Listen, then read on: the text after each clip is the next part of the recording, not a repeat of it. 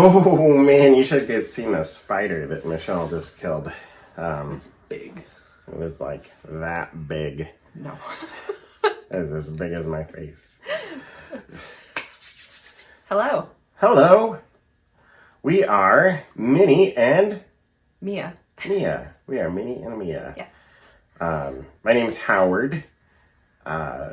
I'm also known as Minnilead, and I have Minnilead's Miniature Worlds on Instagram. You may have seen some of my work on Critical Role. If you watch that show, I made this ship the Squall Eater, formerly known as the Squall Eater. It's famously known as the Ball Eater, for season 2 of Critical Role. And I also made the Sky Ship that just made its debut a couple weeks ago. And you're also on Twitter. I'm also on Twitter as @Minnilead. And what else? What do you do with your time? Oh, and I sell houses for a living. So I sell houses big and little. Yes, you do. Big and small. And I am Michelle, also known as Forever Mia Knits on Instagram. I'm just figuring out how to create a Ravelry group page. So I'm hoping to do some knit-alongs on there. And I am also the nursery coordinator at our church, and have homeschooled our girls for the last 8-ish years. And I am a knitter and a spinner and a sewer, and that fiber is my hobby craft. So aspiring knitwear designer. We'll see if that happens. And we have 3 amazing daughters. Mm-hmm. They are 12, 10, and 8. Mm-hmm. I like when it lines up like that. It's easier to remember. And we're coming to you from Portland, Oregon.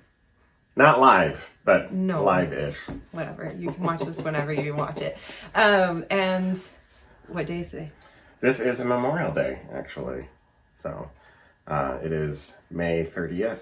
30th? 29th. This is May 29th? I think so. No, I think it's the 30th. Well, if it's the 30th, then our daughter lied to me this morning when I asked her what day it was. It's the end of May. That's right. It's the 30th! I was right! And we have that recorded for everybody to see. Yes. So yeah, how do we know each other? How do we we're married. Oh, yeah. We're married. We love each other very much. We enjoy spending time together. Yeah. We enjoy crafting together, but we don't always enjoy the same crafts. We often do not enjoy each other's crafts. I have never knitted. I don't think that I will ever knit. But I do enjoy wearing the things that you knit for me. I'm wearing the Gryffindor socks that you made for me today. This is true. Can I show them on the screen? Can you get your foot up there? Look at that Gryffindor sock. There's another one on the other foot. You're just going to have to take his word for it. You just have to believe me. Yeah, and you do all the D&D and miniature role-playing game miniatures and terrain, and I'll occasionally help with some of those processes. Yeah. And crafting, but I have never played a game of D&D. Yeah. So there you go. Is that because you think it's Satan's game? No, not at all. So I'm going to show what I'm drinking. Oh, yeah. I'm drinking some Smuggler's coffee. Some Smuggler's coffee. Howard's. I also am drinking. This is the color that your coffee should be. That is false. I mean, mine is a few shades darker, but it's not. It looks like bad milk. It's good milk with a little coffee flavor. Why do you have all this delicious coffee, Howard? So Dave from whoops, I just dropped the other bag. Dave from Smuggler's Coffee sent me a message, or I sent him a message. We met, in 2019 at GaryCon in Indiana, and have followed each other on social media, and he was sharing a post about coffee, and I had made a comment about wanting some of his coffee because I was almost out, and he was like, well, make me something and I'll send you something. So I made him an animated portal for Smuggler's Coffee. You guys can see that on either at Smuggler's Coffee's feed or on my feed on Instagram. It's pretty cool. And the coffee is really good. So much great coffee from them. We're drinking Scally Cat Mafia, which is a bourbon barrel-aged coffee blend that's a brass knuckle flavor punch of s'mores, bourbon, and peanut butter. And it's very tasty. It is tasty. So there you go. Okay, we wanted to, in our first episode, explain to people how we got our names. Our hobby names. Our hobby names. So, Handles. How did you get the handle? Minilede. So this is an old name. Minilede is an old name. And let's see. It started when I was working as a tech support provider for an internet service provider. I was, at the time, doing the job of our lead technicians, but I was not being paid as a lead tech. So everybody on my team called me the mini lead. And that was back when EverQuest was still pretty new. EverQuest, the massively multiplayer online role-playing game. And a whole bunch of the guys from my team were playing EverQuest. I was still playing Ultima Online, but they convinced me to make a character, and I did, and I named him Minilede, M-I-N-I-L-E-E-D. And when I messaged one of my friends, he laughed right away because he knew exactly who I was, even though I hadn't told him that I'd be playing. And yeah, it just kind of stuck, and I like it. Yeah. So I've been Minilede for, I know, like close to 20 years, I think. Yeah. Yep. It's on lots of your communicados. So that's how you got your name? That's how I got my name. Yeah. And I'm Forever Mia, or Mia, and that came about because when we got married, I was changing my maiden name, and my email had my maiden name on it, so I was like, What's your maiden name? I don't know, is that too personal? Somebody's gonna hunt me down. Oh. My maiden name is Guess, which was always just a really fun joke because then people would have all kinds of reactions to that. They would literally start to tell me and guessing. You're supposed to say guess, and Yes. I was going to say what? My last name is Guess. What? Smith? Jones? You know, I'd get all kinds of funny answers. So then I was trying to figure out, and all these things I was putting in were taken because the internet is so huge and all the usernames are like disappearing. And Howard suggested, what about Forever Mia? Because my new initials would be M-E-A when we got married. And so I tried it out and it worked. And so that has just stuck. And then, so Forever Mia, and then it was easy enough to just make that into my Ravelry name for Forever Mia Knits. And then that was also available on Instagram. So hooray! It's nice when something's just available. So that's how I became Forever Mia.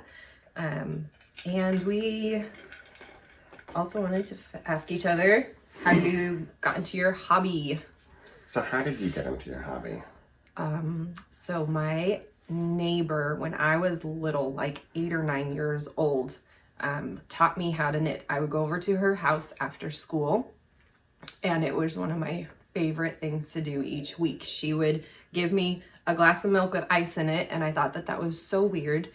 And she would give me a Ferrero Rocher chocolate, those little hazelnut ones, every time. And then we would sit and she would look at my knitting progress and see all the mistakes I made and rip it out and then make me start over, which for me was so good because it taught me to not be afraid to rip it out. It taught me to persevere. It works so well for my personality style to have a teacher like that. And she was basically like a bonus grandma to me, and so sweet. And I still have a blanket she made for me, and our girls use it. She taught me how to knit, and just the knit stitch. So then I had to figure out, after we moved, how to stop without just running out of yarn, and like what to do next. So then I started looking in books and kind of stopped for a while. And then when we started having kids and our friends and family started having kids, all the nieces and nephews, I feel like my knitting picked back up a little bit in college, but then also especially once all the babies were being born, and it was baby sweaters and baby blankets and baby hats and just making all the kinds of things. And that was about the same time that Ravelry came about. And so then patterns and so many things available on the internet and people's blogs. I still have printouts of people's blog patterns from like 2010 that are patterns that I still really enjoy. So that's a little bit about how I got into that. I don't know, maybe 8 years ago, you got me a spinning wheel because I was really curious to try one, and you found one online. I think maybe even longer ago than that. And I tried it, and it was like so. And just in the last 2 years, I think, especially with the pandemic and being at home, I was like, okay, I'm gonna figure this out. Watch lots of YouTube videos and have been spinning, and I really, really enjoy that. I've been sewing on and off my whole life. My mom, my grandma, different people have encouraged me in that. So I feel like a novice sewer, seamstress, and a budding spinner and a fairly proficient knitter, I would say. Yeah. What about you? How did you get into your hobby crafting? So I have always been fascinated by the miniatures, like the fantasy miniatures. I've always liked fantasy stuff, like orcs and unicorns and dragons and all of the standard things. My mom worked for a friend who owned a comic and gaming store in Tualatin when I was growing up. And she had tons of comics and old used books, but she also sold like Warhammer and Battletech miniatures. And I thought they were the coolest thing ever. They were expensive, and I was a kid that didn't have much of an income, so it took me a while, but eventually I saved up and bought the big boxed set of plastic orcs and goblins versus the Bretonians starter set, and it had a bunch of plastic archers and knights on horseback and a bunch of orcs and goblins. And no, wait, it wasn't orcs and goblins, it was the lizard men. Oh. So like skinks and saurians, and I've never played Warhammer in my life. I've played a couple of the video games, but I've never played Warhammer. But that's where I started my miniature collection, because it was the cheapest way to get a whole bunch of miniatures, because I just wanted to learn how to paint. And Were they already? They weren't painted yet? No, they weren't even assembled. So. Did you give them blue tongues? Maybe? I don't know. Skinks have blue tongues. I don't think I did. I think I gave them pink tongues. But I painted some of them blue and some of them green and some of them red. I still have a handful of those miniatures somewhere. I don't know where off the top of my head. We're in my messy hobby space right now. It's pretty tidy at the moment. It's still messy, but it is better than normal, I guess. It's always a work in progress. I mean, let's be honest, like our hobby spaces are always in some kind of flex. We're creating. Yeah. Yeah. So, anyways, that was, I don't know, I was probably 10 or 11 when I got my first set. And I've been buying miniatures and painting them. I've been playing Dungeons and Dragons since 3rd edition. So for over 20 years now. What that means. 3rd edition. Yeah.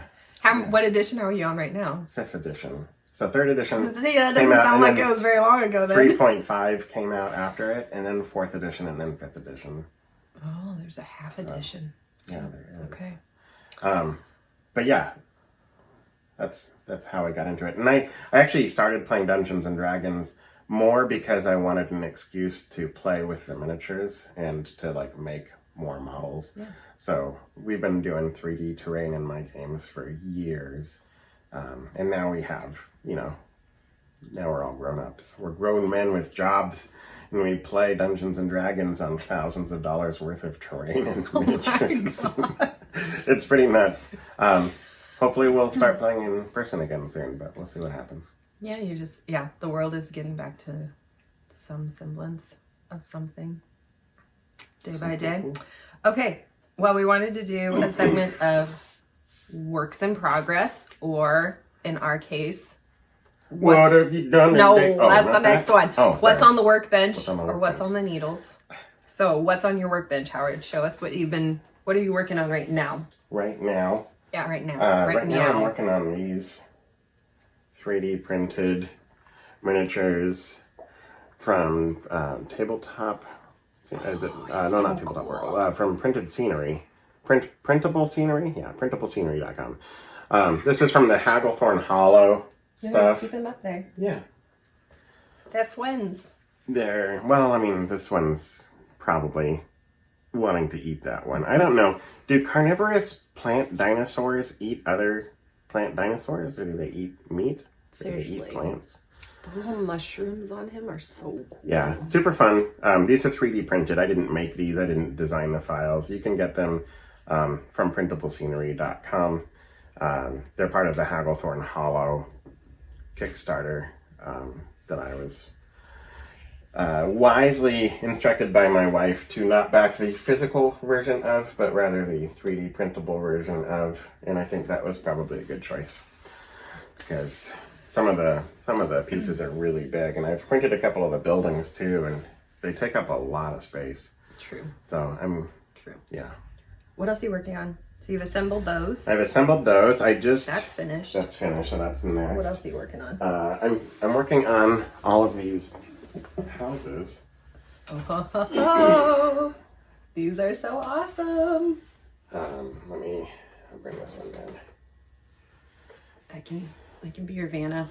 These are from Tabletop World, and I am working on a whole bunch of these. I got 11 of these buildings to finish painting for like a Ravenloft game, or Does that come off? yeah, all of the roofs come off, and there's interior spaces inside. That's so cool. And these are super cool. They're cast resin models. And yeah, I'm just super excited to get to work on them. How many buildings do you have up there, sir? I have 11 full-size buildings. Want to show another one? Yeah. I'm going to show when it's finished. This little house is easy enough to get out. Oh, it's so cute. I love the light in the windows. Yeah, How you that's do just that painted. technique is so cool. Thank you. And different stone coloring. So this one is complete. Yeah, this one's finished. Even the inside is painted on it. Nice. So those are all works in progress, like you. Yeah, I'm gonna have Partially like a complete full and- table worth of that kind of terrain. Yeah. Ready to play on. Yeah, so we'll see. And that could be for a streaming game. It was originally done for a celebrity project that just didn't come together. But Things come around. things come around. Yes. How about you? What are you currently working on? Well, these are some finished things, so I'll move those over. Okay. I brought my basket. I kind of just am keeping multiple projects that I'm working on at a time in here. So this is a sweater for our daughter. It's the Time Turner sweater. That's so cool. I think it's by Tanis Gray in the like official Harry Potter knitting book. And so that pattern, the like chain of the Time Turner necklace goes all the way around front to back. That's so Her cool. little sleeves. So I'm just working on the body of that using Holst Garn Super Soft. You tell me, do you think that that's super soft? It's a little scratchy. It's a little bit of a toothy wool, but it's a more sturdy wool, so hopefully it'll last her really well for a long time. And then I'm also knitting on, this is like hardly anything to show, but bink. It's just Is that the a rope? Are you start. making a rope? It's the start of, I can just show. No, I can't. Uh-oh. I don't, oh, it's on the back side of it. The Hellebore. Isn't that a plant, I think? I think the Hellebore is a kind of A cowl. wild hog. By Wool and Pine is the designer who did that. And then I just have the starts of a hat. Again, just a little thing. And that's because I've been finishing a lot of things. Yeah? You want to Yes. lead into the next segment? So I can lead into that. Which So is, can I sing it now? yes.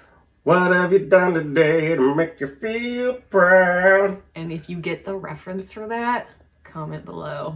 There might be like a special prize if you actually know what that is from, because then you're super awesome and we want to be your friends for life. Okay, this is my first. I finished these socks. Those are stripy. They're so stripy. It's a self-striping yarn by Freckled Whimsey. And I don't remember the color name, but I don't know that she has it anymore. That's the thing about sharing like yarn colorways. Sometimes my yarn is just older. This is a new one, but there's no like guarantee that you can find it again. Sometimes. But it's super duper soft and really, really lovely. And I had something special. I have the tag for her so that I don't forget to say who she is. It was her dreamy base, which was merino and nylon and tencel. So that's her, Freckled Whimsy. And it was, I can only imagine. There you go. I can only imagine. And those are so soft, and I've worn them a bunch already. And I had enough left to make a pair of socks for our littlest, which I have a picture of that on my so Instagram. You have matching socks. So we have matching socks. And she was so funny about it too. She, as soon as I said it, she's like, start them tonight. I was like, okay. And then the next day, how much have you done? And she's like, you need to finish 3 more stripes today. She's like a sweatshop supervisor. Such a taskmaster, but I like it. I like it a lot. She's so funny. Speaking of matching socks. Speaking of matching socks, these are yours. These are my lucky socks. And these are mine. I just finished mine the other day, as I still have the ends to weave in. But we have matching socks. And this, so fun. I'm super proud of, because I made this out of hand spun yarn. So I spun the yarn for these socks on my spinning wheel and then knit up like, a pair look how tight the yarn is on that. Like, she made this. A pair for Howard first, and then had enough left that I knit a pair for myself. And then So we're gonna wear these socks every St. Patrick's Day for the rest of our lives. Like every day. Oh, the fiber was from Into the World in last year's Fiber of the Month colorway Oberon, which is so fun. King of the fairies. Yeah. And then the yarn for the toes, heels, and cuffs was from Woolberry Fiber Co. in her book collection called Nook, which is, honestly, like, I think the prettiest dark teal ever. It's that's a good color representation, and they're really soft and squishy. And I did just like a vanilla sock pattern. I've done enough socks now that I can almost do them by heart, and just did the fish lip kiss heel. A fish lip kiss heel. I don't know what that means. FLK, the flick heel. Does FLK stand for anything in the D&D world? No. FLK? No. Okay. Just a few other things. This is a little sweater I finished for our niece's 1-year birthday, and I still need to get it to her. And this is just like big box store acrylic, easy baby washable yarn and buttons. But this is the same pattern that I used for my girls, and nieces is one of those patterns I found. I was like, oh my gosh, I've had this pattern for 12 years. So you've made this sweater like a dozen times, probably. Easily, and I love it. And it's the Blueberry Cardigan by the Brown Stitch. And I don't even know like if her blog is still up or if she's switched to something else. I just have that pattern from days of yore. And I love it. And then this is some of the fiber that I've spun in the last month. Oh, nice. Yeah. Yeah, sure. So this one was Wild Heart by Spindelicious. So I kept her awesome little tag with all the details. So it was Did that make it hard to spin while super the tag was on it? I took the tag off and then retied it. Okay. So this one was called Wild Heart. Just tons of reds and Wild oranges. Hearts can't be broken.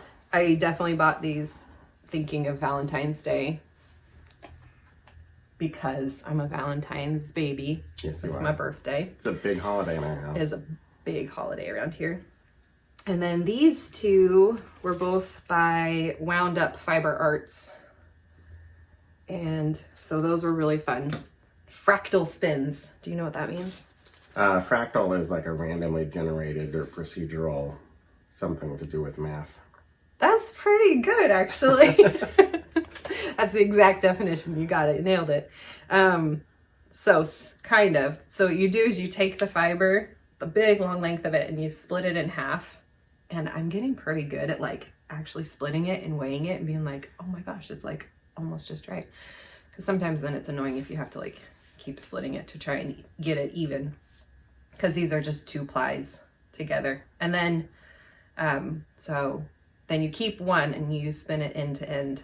And then you do the other a bunch of different splits, like multiple. So that way one side is changing color slowly while the other is changing color quickly. And then you get a mix of colors. Oh, okay.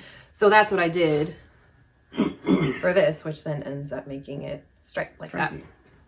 So those are really fun. Wound up fibers. This one is sugar plum and big heart. And it wasn't until I spun them I was like, oh, those are really, really similar, but they're not.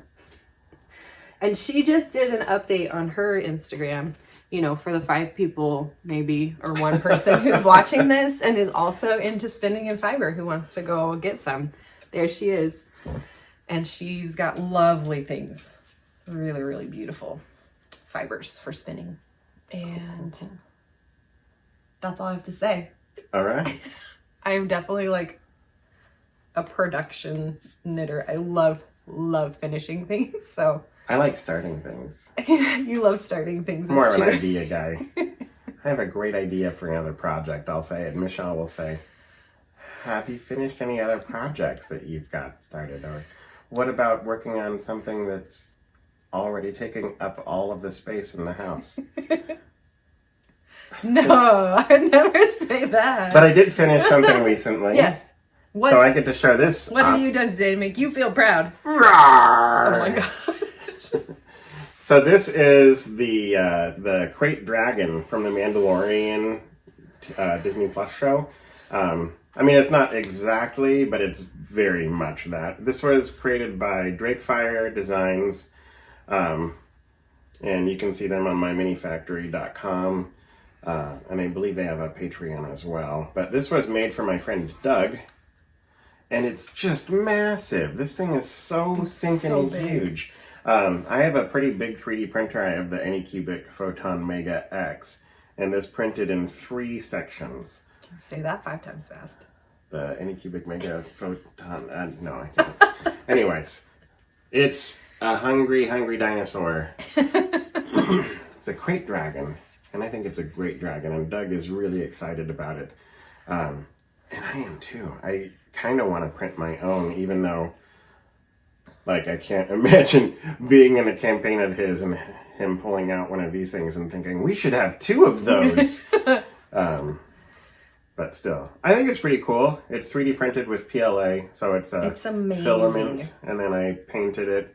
I used some heavy acrylic gel medium to try to like retexture over the seams so that you can't see the seam lines as well where it is glued together. And then, how many parts is it in? 3 parts. 3 parts. Yeah. Yeah, there's a line here and here. Yeah. It goes up I and don't even down. know who can pick that up, so. Rawr. How but it's like many, as big as my head. Like, how many hit points is it? You know what? I haven't looked at the stat block. Oh, okay. Is that like, was that a legit question? Yeah. Okay. Yeah, how many hit points does it have is absolutely a fair question. Okay.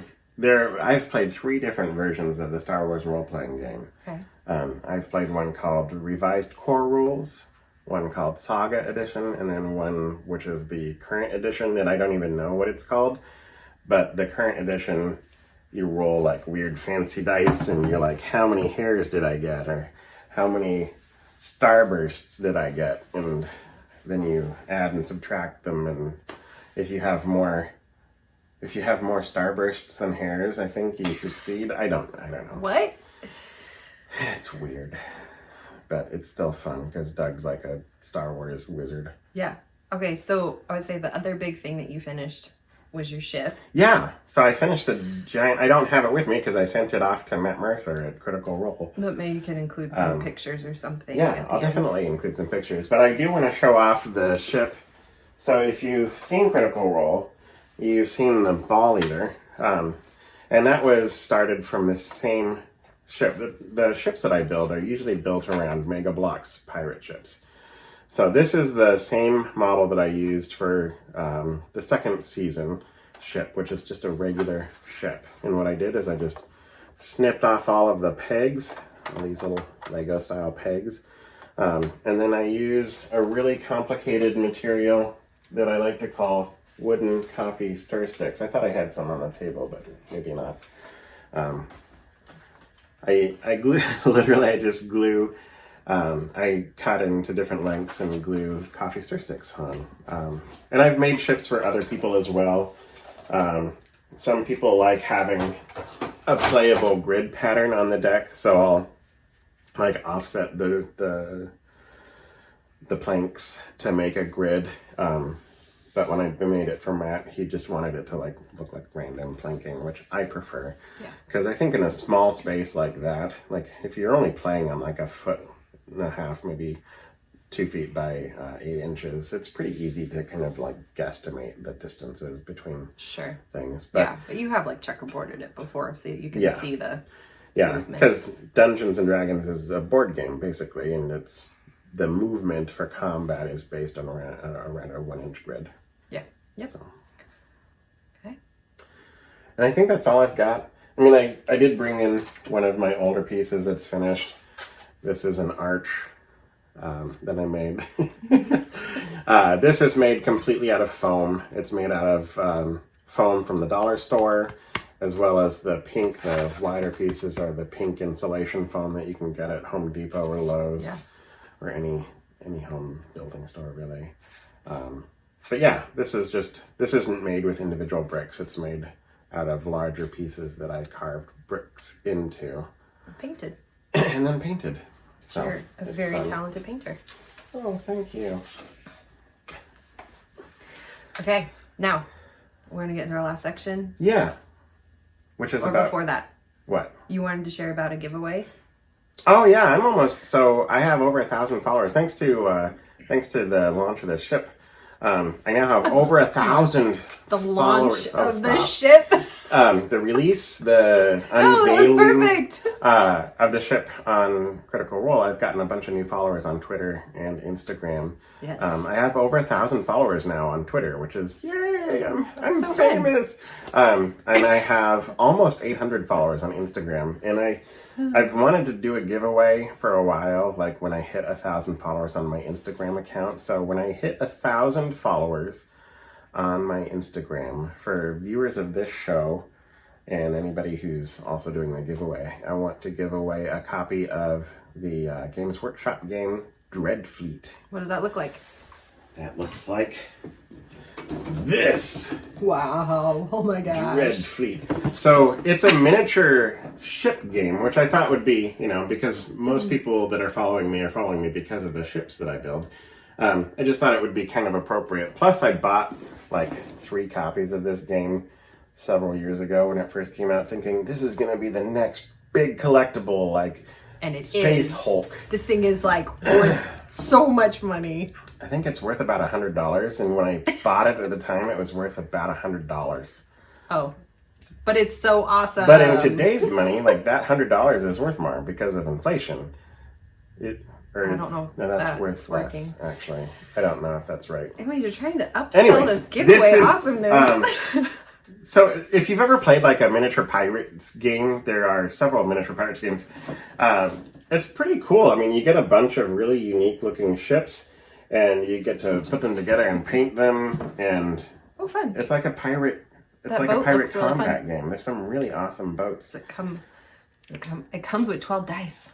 Comes with dice and measuring things and cards and dwarf dirigible auxiliary. I don't know. Yeah. Anyways. So So even if you don't play the game Dreadfleet, if you play any of the miniature pirate games, having some of these like really unique ships could be a really fun addition to your table. Totally. So yeah, I just wanted to throw that out there. We'll do a giveaway. I'll put the details in the comments and on Instagram. So you would pull from, you'll do an Instagram post of it, and then people comment on there? Yeah. Yeah, because we're trying to build up Instagram. Yeah. So, And I would be so grateful if you guys liked and subscribed and wanted to be participating in the giveaway. And the fun. We're planning to do this every 2 weeks and just kind of share, just Not a giveaway. Not a giveaway, just the podcast. Yeah. And then, I think we wanted to finish our time with gratitude. So gratitude is a super important habit. Practice in our family. And generally when somebody's having a hard day or I'm acting like a 3-year-old stomping my feet because there's something I don't want to do. Yes, because she does that all the time. I never do that. So much. We have the habit of asking each other or asking our children things that they are thankful for, because it is such a good just reorientation of the heart and the perspective and the attitude of our life that we just have so much to be thankful for. Yeah. And so I'm really thankful. I'm going to do a cop-out one.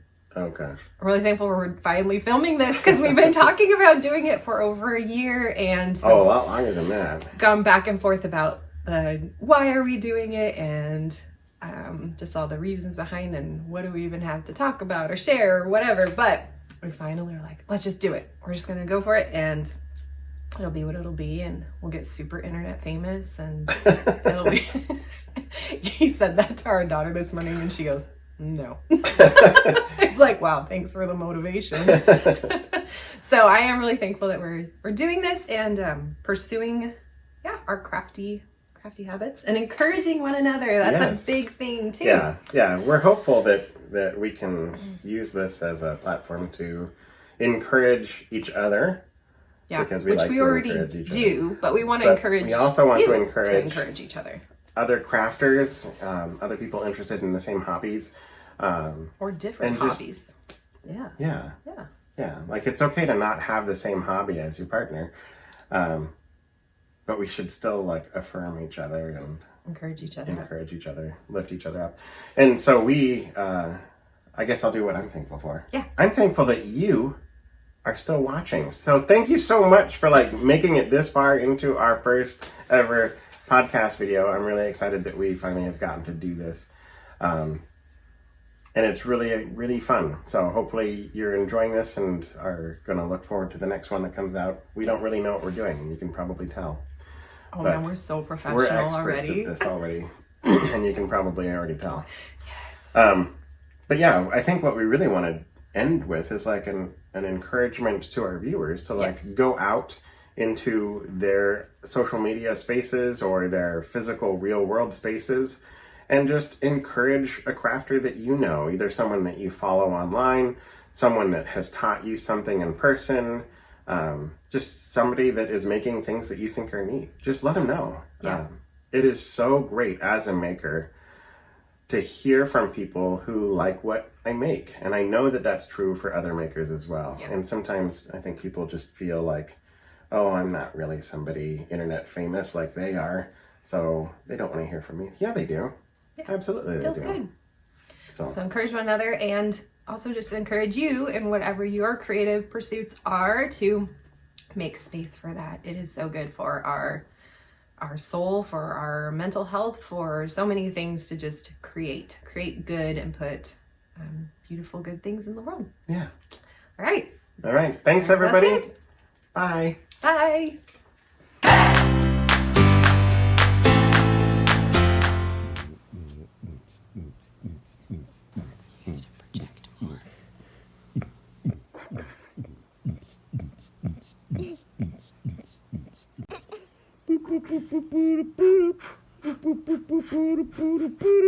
Yeah.